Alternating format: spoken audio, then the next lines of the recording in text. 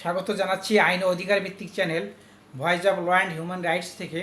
আমি Mohammad Obaidur Rahman Laskar, advocate, Bangladesh supreme court, chairman and trainer, অধিকার ভিত্তিক সংগঠন লিগ্যাল অ্যাকশন বাংলাদেশ এবং প্রভাষক ও পরীক্ষক, আইন বিভাগ, জাতীয় বিশ্ববিদ্যালয়।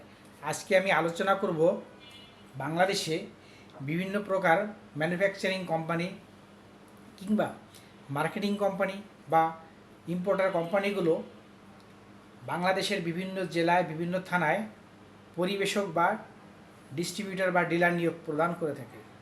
এই সকল ডিলাররা অনেক সময় ক্রেডিটে প্রোডাক্ট ফ্যাসিলিটিস নিয়ে থাকে, অর্থাৎ পণ্য গ্রহণ করে সেটা বিক্রি করে পণ্যের মূল্য কোম্পানিগুলোকে অ্যাডজাস্ট করে থাকে। এ ধরনের বড় বড় কোম্পানিগুলো বাংলাদেশে আছে, যেমন square, Iran RFL, Walton, Bashundhara, Beximco, city group, এরকম বাংলাদেশে অনেক বড় বড় কোম্পানি আরও আছে, যারা অনেক সময় ডিস্ট্রিবিউটারের মাধ্যমে এই প্রোডাক্টগুলো বা পণ্যগুলোকে, উৎপাদিত পণ্যসমূহকে তারা তৃণমূল পর্যায়ে ডিস্ট্রিবিউটারদের মাধ্যমে পৌঁছে দেয়। কিন্তু এই ডিস্ট্রিবিউটার এক সময় বাকিতে পণ্য নিয়ে সেটি অ্যাডজাস্ট না করে আত্মসাৎ করে থাকে এবং সেটি কখনো কখনো অপরাধমূলক কর্মকাণ্ডে বিনিয়োগ করে থাকে। আজকে আমার আলোচনা বিদ্যমান আইনে এর অপরাধ এবং প্রতিকার কী। এখানে দুই ধরনের প্রতিকার আছে, একটি সিভিল রেমেডি আর একটি ক্রিমিনাল রেমেডি। প্রথমেই আমরা আলোচনা করছি ক্রিমিনাল রেমেডি কী।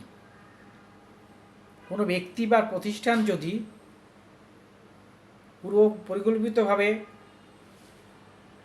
কারোর সাথে চুক্তিবদ্ধ হওয়ার সত্ত্বেও যদি চুক্তি শর্ত লঙ্ঘন করে অর্থ আত্মসাৎ করে থাকে, তবে সেটি অপরাধমূলক বিশ্বাসভঙ্গের অপরাধ, দণ্ডবিধির 406 ধারা অনুসারে, যার শাস্তি 3 বছর।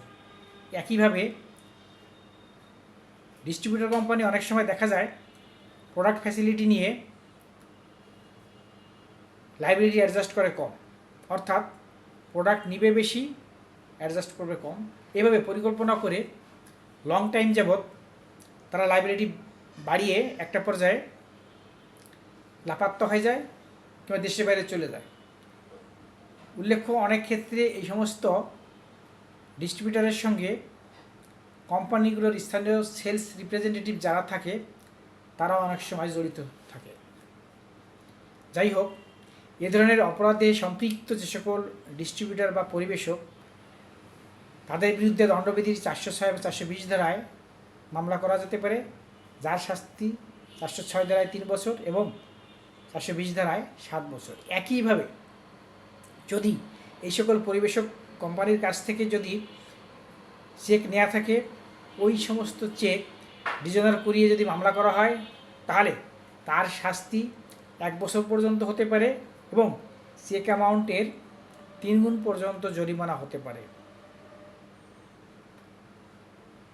এছাড়া অপরাধপ্রদ অর্থ, অর্থাৎ যদি 406, 420 ধারায় অপরাধ সংগঠিত করে এই সকল ডিস্ট্রিবিউটর কোম্পানি বা ডিস্ট্রিবিউটর যদি অর্থকে লন্ডারিং করে থাকে, স্থানান্তর করে থাকে বা ব্যাংকিং চ্যানেলের মাধ্যমে অন্য কোথাও সরিয়ে থাকে, তাহলে এ ধরনের অপরাধ মানি লন্ডারিং প্রিভেনশন অ্যাক্ট বা মানি লন্ডারিং প্রতিরোধ আইন 2012 অনুসারে শাস্তিযোগ্য অপরাধ, যার শাস্তি 4 থেকে 12 বছর পর্যন্ত হতে পারে এবং 10 লক্ষ টাকা পর্যন্ত জরিমানা হতে পারে। এতক্ষণ আলোচনা করলাম ক্রিমিনাল রিমেডি সংক্রান্তে। এবার আসি সিভিল রিমেডি কী আছে। যে সকল ডিস্ট্রিবিউটার কোম্পানি বা ডিস্ট্রিবিউটার অ্যাগ্রিমেন্ট করে প্রোডাক্ট নিয়ে টাকা অ্যাডজাস্ট করছে না, তাদের বিরুদ্ধে মানি স্যুট করা যেতে পারে। মানি স্যুট করে তার প্রপার্টি অ্যাটাচমেন্ট করে প্রয়োগ করে বিক্রি করে সেই সকল লাইবিলিটি অ্যাডজাস্ট করা যেতে পারে। তবে এই ক্ষেত্রে ক্রেডিট ফ্যাসিলিটি দেওয়ার ক্ষেত্রে ব্যাংকের মাধ্যমেও গ্যারান্টি বা থার্ড পার্টি মর্গেজ করা যেতে পারে, যেমন থার্ড পার্টি লাইবিলিটিস করা যেতে পারে। যেমন কোনো গ্যারান্টার বা ব্যাংক যদি কখনো তার প্রপার্টি মর্গেজ দেখে কোম্পানিগুলোকে যদি নিশ্চয়তা প্রদান করে যে ডিফল্ট করলে ব্যাংক তার প্রপার্টি বিক্রি করে অ্যাডজাস্ট করে দেবে, সেই ক্ষেত্রে ও সিভিল রিমেডি পাওয়া যেতে পারে। ধন্যবাদ সবাইকে, যারা দেখছেন চ্যানেলটি সাবস্ক্রাইব করবেন এবং নতুন নতুন ভিডিও পেতে পাশে থাকা বেল বাটনটি প্রেস করবেন।